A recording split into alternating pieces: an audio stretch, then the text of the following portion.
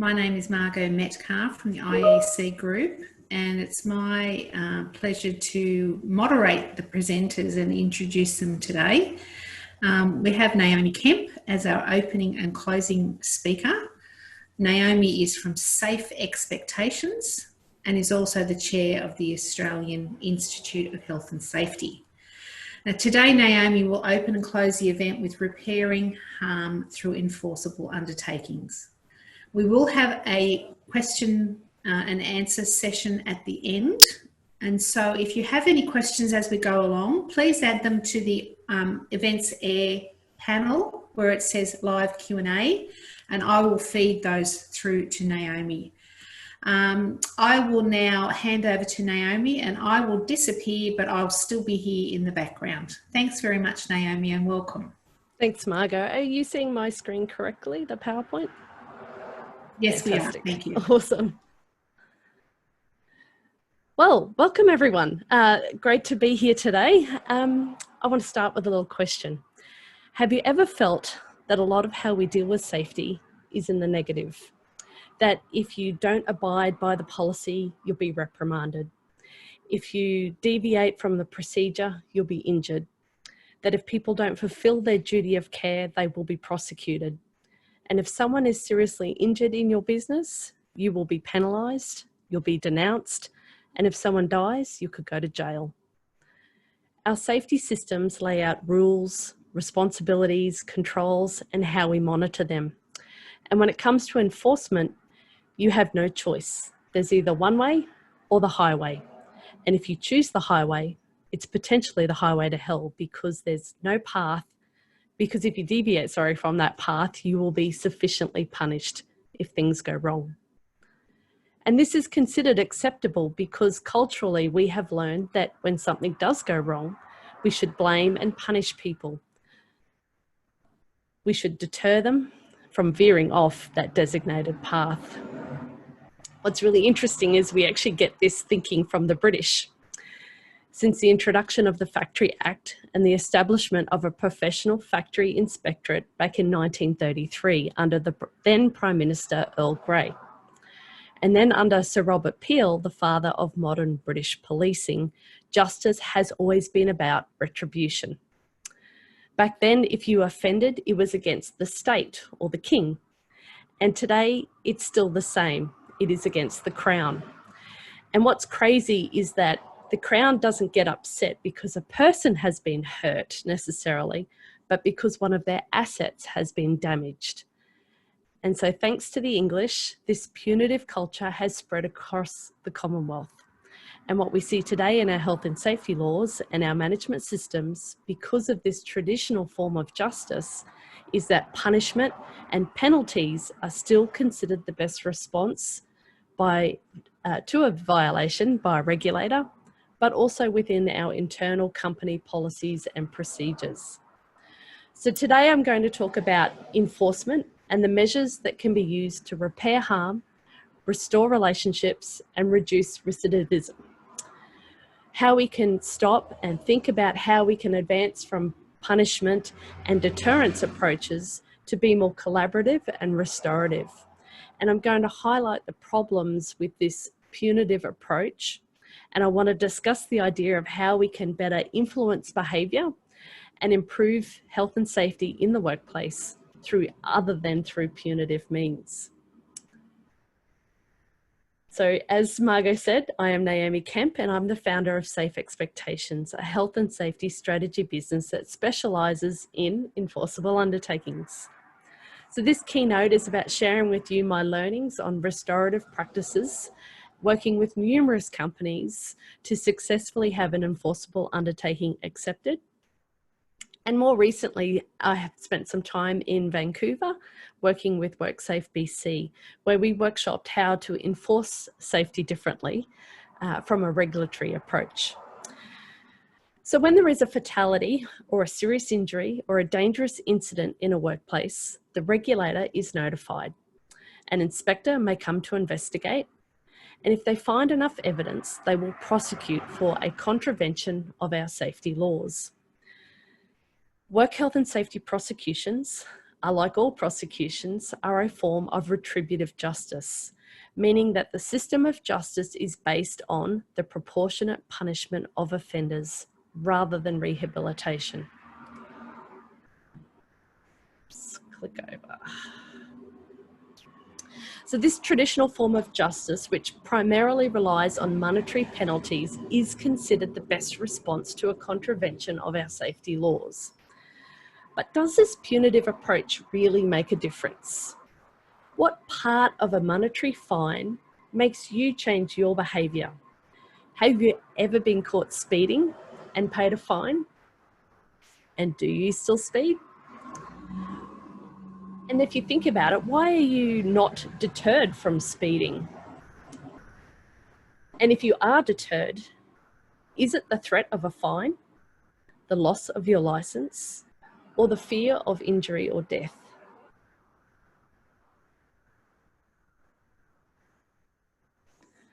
So government and safety regulators believe prosecution is the best form of deterrence.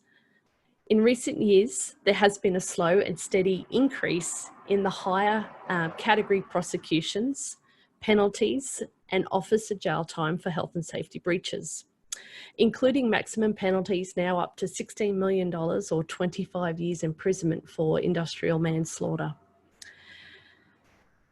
However, there are many more common offences that we see prosecuted, which have a maximum range of $50,000 up to $1.5 million. So when we look at it at face value, there appears to be this pretty big stick.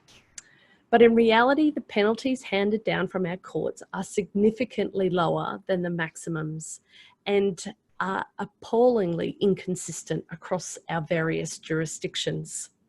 If we look at prosecution total amount fines that were awarded by the courts back in 2016-17, it was totaled at $13 million.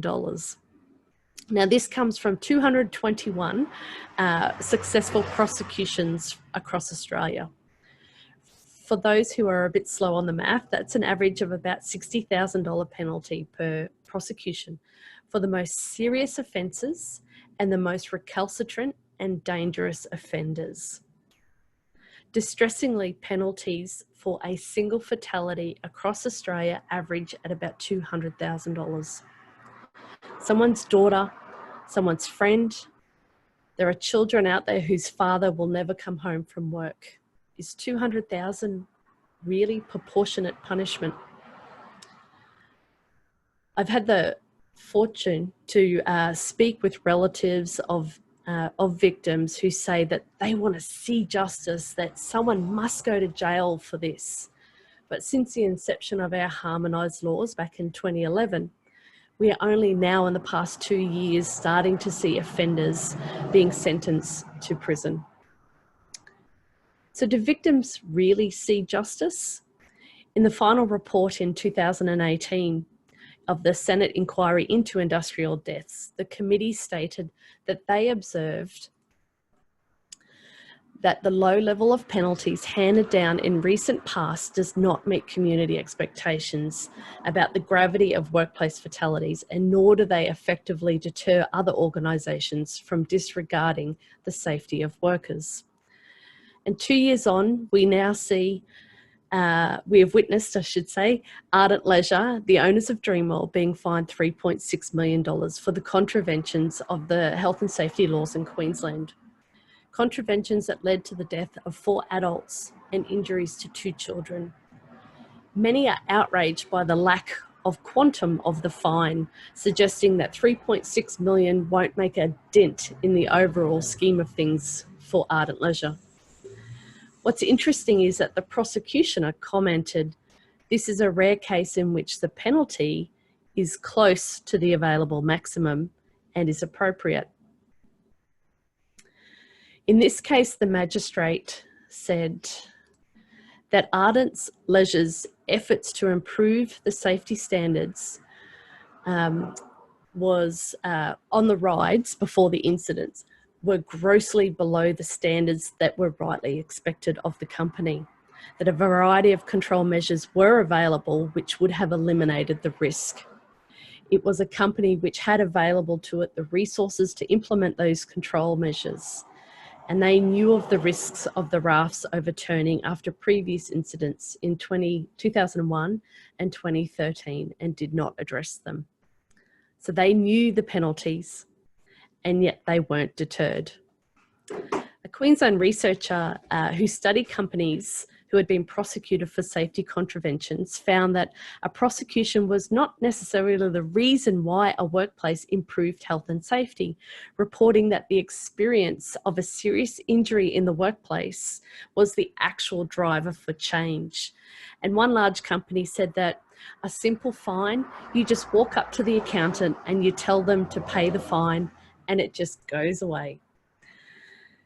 And nothing happens. So the evidence is clear. Our reliance on punitive justice systems as the best regulatory approach and the best form of deterrence is not working. So if deterrence effect is not having the desired effect and handing out fines is not the reason for behaviour change, then how can we enforce health and safety differently? So rather than those fines being found guilty of a workplace health and safety breach, should we not encourage sanctions that impose actual improvements to health and safety in the workplace? How about a process whereby all parties with a stake in a particular offence come together to resolve collectively how to deal with the aftermath of an offence and its implications for the future? It sounds new and innovative, doesn't it? Not quite. Since restorative approaches to crime date back thousands of years, in summer ancient Iraq, back in 2060 BC, the law code of Ur-Nammu required restitution for violent offences. Some may be surprised to find that our current safety laws have restorative justice provisions, allowing for the sentencing of guilty offenders with various orders such as restoration orders, work health and safety project orders, court-ordered health and safety undertakings, and training orders. The laws even allow for the giving of an enforceable undertaking, which is a process that occurs before a trial and does not constitute an admission of guilt. Across Australian jurisdictions, training and project orders are commonly used sentencing methods under our health and safety laws. And beginning in Queensland and then Victoria, the giving of enforceable undertakings has increased across several states and territories over the past 5 years, with only Western Australia and Tasmania still yet to introduce enforceable undertakings. And we now see over 200 EUs have been given since it became an alternative option back in 2003. This has equated to millions and millions of dollars being spent on health and safety improvements in workplaces, across industries, and within communities around Australia. So the restorative justice is a term widely used to describe a number of processes that bring together those affected by an incident or a conflict. And restorative justice process provide people with the opportunity to be involved in understanding what happened, how people have been affected, and how to best repair any resulting hurt or harm. Importantly, it gives a voice to victims and affected third parties. So restorative justice in the Australian criminal justice system sees parties with a particular stake in offence come together. So we see here the victim, the offender, and the community. Research shows this collective approach to repair harm, restore relationships, and ultimately strengthen societal bonds also reduces the chance of reoffending. So similarly, enforceable undertakings take this collective approach as well to repair harm through significant long-term activities in the workplace across industries and communities. And researchers found that those who give an enforceable undertaking are less likely to reoffend, as they are required to implement a safety management system and demonstrate that they are that system is effective through audit. And also because through the duration of the EU, there is a change to workplace culture. It's through my experience with enforceable undertakings and having researched them, internally administered them, and now externally consulting on them, that I believe we need to explore the potential of restorative justice methods, because I think it's a tool that better helps us understand how to motivate, how to change behaviour, and how to influence decision making. There are elements of restorative justice that we can use not only through enforceable undertakings, but to improve the effectiveness of how we enforce health and safety, even within our own business. So I want to finish today with some examples of what can be achieved through enforceable undertakings. So I'm based here in Queensland, so many of my examples are from Queensland, and how companies have worked to repair harm, restore relationships, and improve health and safety. So over 10 years ago now, a company funded research into obstacle detection technology in their enforceable undertaking. This technology is now widely used across industries to prevent man-machine interface. An amusement company funded research into crash testing of go-karts to inform the development of an Australian design standard to improve the health and safety of go-karts across Australia. It was very surprising to find out that there wasn't a standard. A small company who suffered a traumatic event from a horrific injury in the workplace. They also had a very close connection to a community group who experienced a traumatic event within their association. Within this enforceable undertaking, they held mental health workshops, which involved support not only for their workers, but they also invited members of that local community group along as well for these trauma therapy workshops. An international company with manufacturing facilities in regional Australia, they funded the development of an industry guide for under rapid water bridge inspections. And what complicated this guide even more so was that it was up in North Queensland, and so the water was also inhabited by saltwater crocodiles, just to make the job slightly more difficult. Then we see a manufacturing company. They funded the upgrading of a local high school in their industrial design and technology plant and equipment to improve guarding and ventilation in the school's workshops. And this was very well received in that local community because it was a very old high school with some very old equipment, and they were quite surprised to see how outdated the equipment the students were using. And lastly, I'm currently working with a company who is developing a state-of-the-art chain of responsibility online training. And they will be also conducting chain of responsibility training for their supply chain, but also businesses within the local communities of where their projects are being currently run. And this is a really great opportunity to take those learnings across a broader community space and give back. So that's what I wanted to share with everyone today. And my last slide is basically opening up for questions. Margot, so if you are going to facilitate question time. Yes, I'm here. I'm just reading some of the discussion forum that's happening at the moment, which is great. No questions as yet. I guess just making a comment about the differentiation between Dreamworld's fine for 4 fatalities and Westpac's $1 billion fine for financial crimes. That's very interesting. Not a lot of perspective there. No, unfortunately, I haven't read the detail of the Westpac fine, but it is very interesting to see the level of penalty coming out of the criminal code versus health and safety legislation. Yes. Okay. What is interesting, the detail behind the Dreamworld is that they were Category 2 offences, and so the maximum fines in Queensland, I think we're looking at about, well, they have increased, but not for Category 2 necessarily. So I think that's where a lot of confusion is in the community around, why wasn't it industrial manslaughter, or why wasn't, why aren't they going to prison? Yes, exactly. And Michelle asks, why haven't we caught up with the financial fines? Why do people not matter, but money does?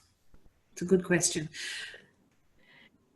It is a good question, and it's having to deal with and work with victims and families. It's one I get quite a lot. It's one I can't necessarily answer specifically, but we do we work around, that in reality, a fine may not make a difference. The money goes back into the government coffers. We might be lucky to see that money get redirected to improve road safety or, fund health and safety initiatives across the state. And this is where I argue that let's take the thinking around what that number might be that they could be fined, and let's understand and work with the victims and the third parties around what could we achieve with that money that would actually make a real impact. Now, that's where clearly my passion is, but I think that is where we're going to have more impact and make a difference. Yeah. What should be the aim of enforceable undertakings? I think I just answered that. Okay, so if I expand a little bit more in terms of those three spaces, so it's about significant and tangible improvements. So obviously, when the go-karts is a good example. So the crash testing standards was not related to the contravention. It was a different incident that occurred. So in terms of what happened with the incident, there was rectifications that occurred for them to be compliant in that space. So then what we see with the enforceable undertaking is what else can we do? So a lot was done within that workplace around they have a lot of backpackers and casual workers and things like that. So they did a lot of work in that space around improving the health and safety and inductions and training for that itinerant workforce. And then they looked broader to their industry and their local community and what they could do there. So it really is around just, understanding what can be done and what can be achieved. Yeah. Another question, how do we move from punitive measures to changing behaviour if the current measures obviously don't work? Yeah. So this was the conversation with WorkSafe BC in Vancouver. It was really around what they call responsive regulation. And they have if you look at the National Compliance and Enforcement Policy, they actually have a pyramid that talks about responsive regulation. And down the bottom, the major part of the pyramid is really about education, awareness, and understanding of, I guess the positive side of proactively, I should say, being compliant. And so what we see is a lot of regulators, they will have that advisory services and they will try and encourage that before they then go to the next level up in that pyramid, which is obviously infringement notices. So that's the piece there, is regulators could really look at how they engage with workers and workplaces and business owners to be more proactive. And then equally, if we look at it from a health and safety professional within a business, do we go straight to grievance procedures and performance management when we do an investigation? Or is there a process in which we are learning and we are bringing together learning teams, or having appreciative inquiry within our workplace, or just thinking about how we can sort of have that extra tool in our toolkit? Yeah. Well, I've got a few more questions, Naomi, but what I might do is I'll ship those through to you so that in your closing session, you can respond to those, as well as the other talk that you were going to do about wrapping up, the talk theme for the day. So we've just got just on 2 minutes to go.